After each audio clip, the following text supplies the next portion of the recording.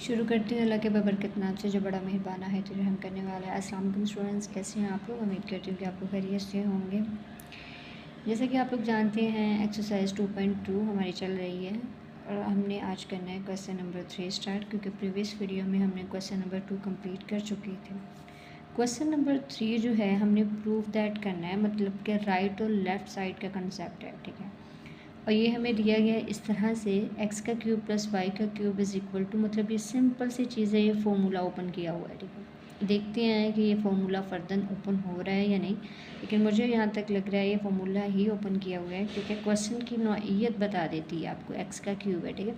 X plus y है into x plus omega y into x plus omega square y bracket, ठीक है। Okay, अब यहाँ पे आप लोगों का सवाल ये भी होना चाहिए कि मैंने सबसे पहले राइट हैंड साइड क्यों लिखा है, क्योंकि हम जितने भी क्वेश्चंस करते हैं पहले हमें लेफ़्ट साइड दी जाती है, देन हम राइट साइड लिखते हैं। स्टूडेंट्स, ये जो हमारे पास है राइट साइड जो है ये वाली है, और हमने इसको इक्वल लेके आना है लेफ़्ट हैंड साइड के, ठीक है। बाद में हम प्रूफ दैट में लिख सकते हैं राइट और लेफ़्ट साइड इज़ इक्वल, ठीक है।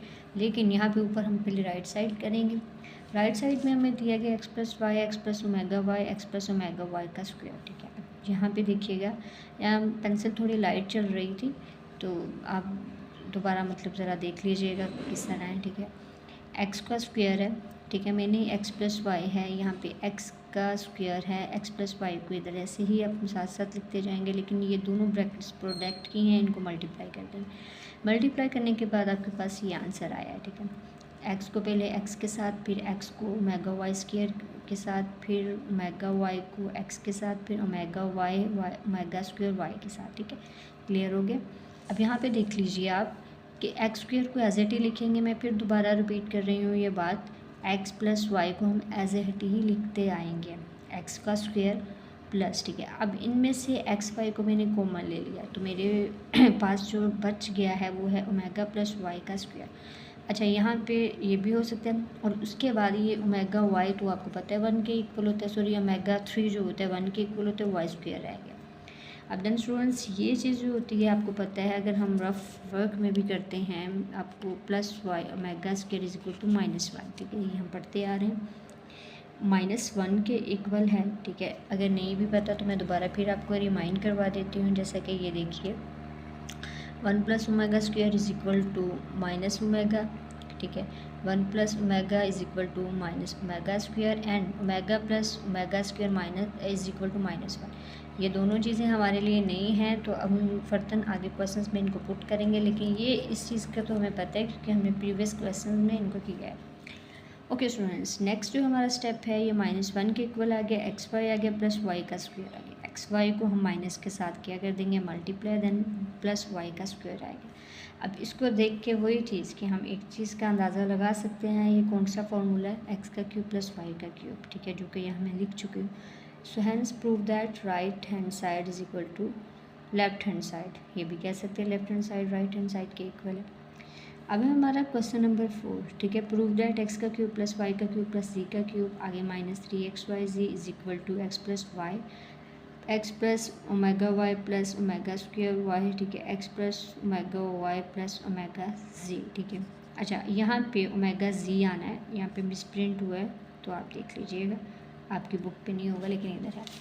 ओके स्टूडेंट्स, अब यहाँ पे देखिएगा ये क्वेश्चन, ठीक है, राइट हैंड साइड, और इसकी भी हम राइट हैंड साइड लेंगे क्योंकि लेफ्ट हैंड साइड लेके आना है, इसके इक्वल लेके आना है। स्टूडेंट्स को लेंगे तो यही वही चीज़ है कि अब इसमें प्रोडक्ट करेंगे, प्रोडक्ट में हमें थोड़ी लेंथी वैल्यू दी गई है, लेकिन डोंट वरी, क्योंकि हमें इतने तो हम मतलब परफेक्ट बन चुके हैं मल्टीप्लाई करने में कि हम आसानी से कर सकते हैं।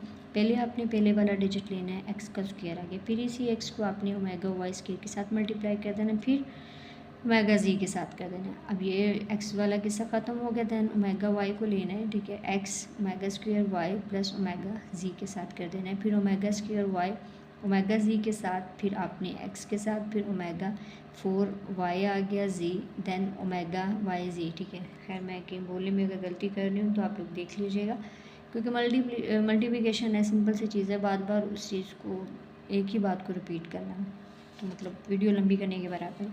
मल्टीप्लाई करना बहुत सिंपल सा है, जो कि आप लोगों को आता है।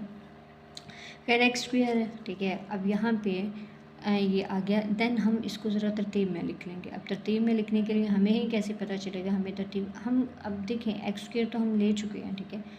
अब यहाँ पे एक्स और वाई मतलब एक तरतीब में लिखेंगे, फिर वाई जी देखेंगे, फिर एक्स वाई देखेंगे, सॉरी वाई जी देखेंगे, एक्स जी लिखेंगे।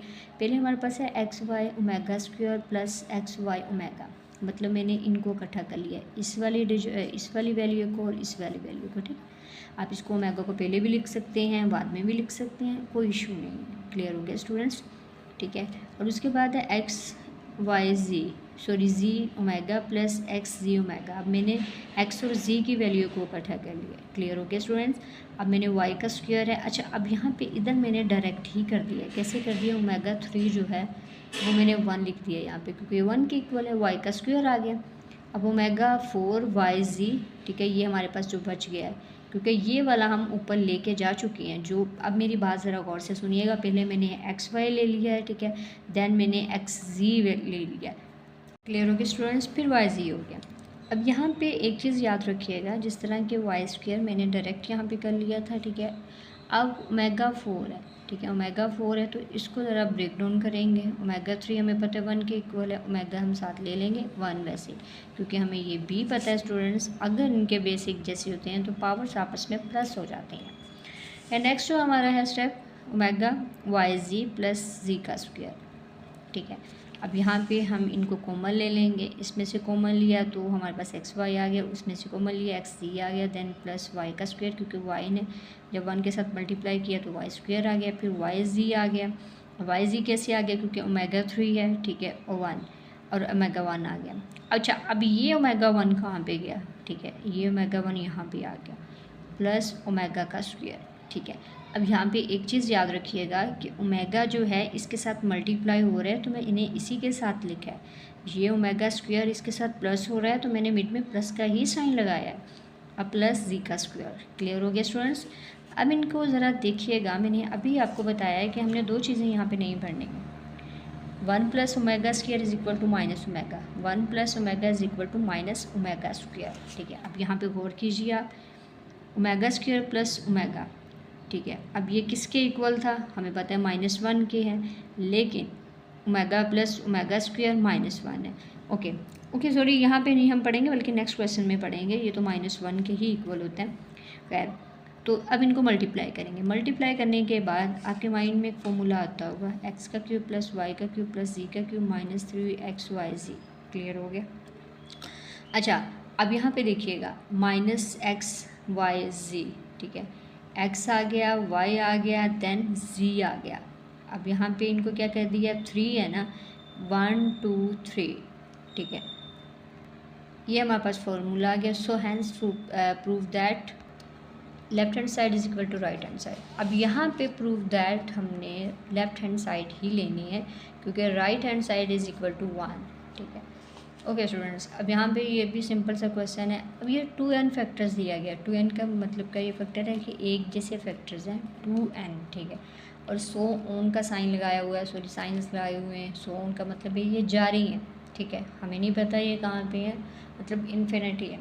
खैर इस पर ज़्यादा बात करनी ज़रूरी नहीं है, बात इन पे इम्पोर्टेंट करनी है, ठीक है, क्योंकि हमें इसको सिर्फ 1 के इक्वल लेके आना।